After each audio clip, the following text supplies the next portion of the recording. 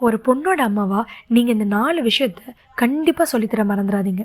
First, உன்னோட வேல்யூவை நீ தெரிஞ்சுக்கணும்.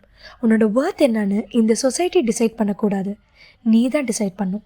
ரெஸ்பெக்ட்லாம் யாருக்கிட்டேயும் போய் கெஞ்சி கேட்டு வரக்கூடாது, அது தானாக வரணும். செகண்ட், நீ சம்பாதிக்கிற காசு உன்கிட்ட இருந்தால் தான் உனக்கு ஃப்ரீடம் கிடைக்கும்.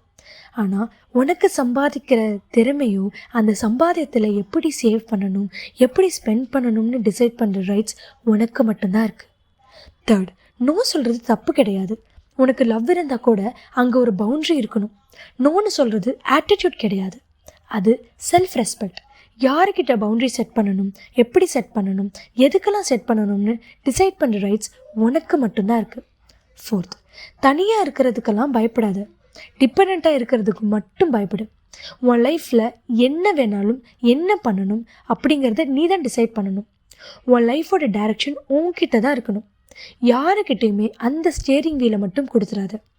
ஒரு அம்மாவா நீங்கள் உங்கள் பொண்ணுக்கு இதெல்லாம் சொல்லிக் கொடுக்கறதுக்கு முன்னாடி நீங்கள் அவளுக்கு ஒரு ரோல் மாடலாக இருங்க.